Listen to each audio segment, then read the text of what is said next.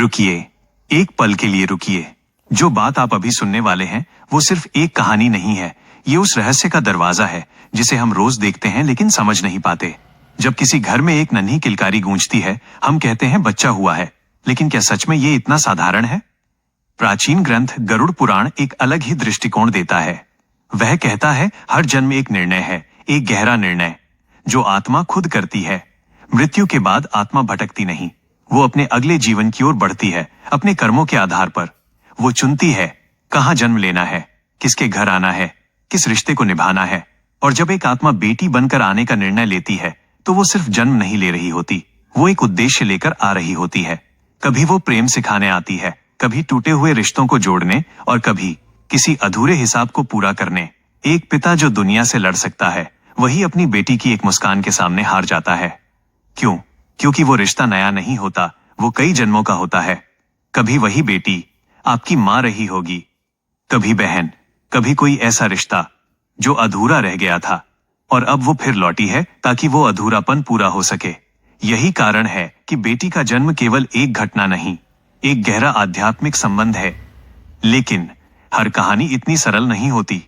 कुछ घरों में बेटी आने से पहले ही डर होता है, डर समाज का, डर जिम्मेदारियों का, और यही डर उस पवित्र हर आत्मा जब इस धरती पर आती है तो वो खाली हाथ नहीं आती, वो अपने साथ लाती है अपने पिछले कर्म, अपने अधूरे रिश्ते और एक उद्देश्य। और जब एक बेटी जन्म लेती है तो अक्सर उसके साथ एक बदलाव भी आता है। आपने शायद देखा होगा कुछ घरों में जहां पहले तनाव था, वहां अचानक शांति आने लगती है। जहां रिश्ते बिखरे हुए थे वहां जुड़ाव बनने लगता है। क्या ये सिर्फ संयोग है या फिर उस आत्मा का प्रभाव? प्राचीन मान्यताएं कहती हैं कुछ आत्माएं इतनी कोमल और उज्जवल होती हैं कि उनका अस्तित्व ही वातावरण को बदल देता है। लेकिन हर बेटी सिर्फ खुशियां ही नहीं लाती, कभी कभी वो एक परीक्षा बनकर भी आती है।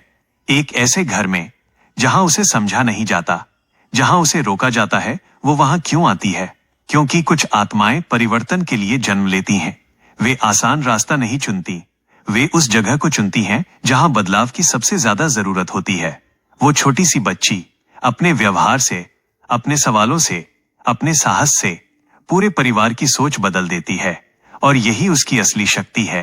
लेकिन यहाँ एक सच्चाई समझना जरूरी है, किसी भी बच्चे का मूल्य उसके लिंग से तय नहीं होता।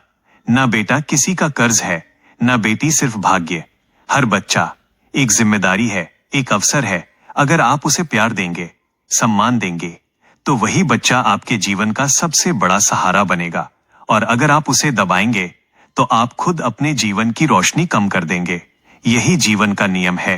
तो अगर आपके घर में एक बेटी है तो उसे सिर्फ लक्ष्मी कहने से कुछ नहीं होगा। उसे अवसर दीजिए, उसे समझिए, उसे अपने सपनों को जीने दीजिए, क्योंकि वो सिर्फ आपकी संतान नहीं है, वो एक आत्मा है जो आपके जीवन में कुछ सिखाने आई है। और शायद उसे समझना ही आपके जीवन का सबसे बड़ा ज्ञान है।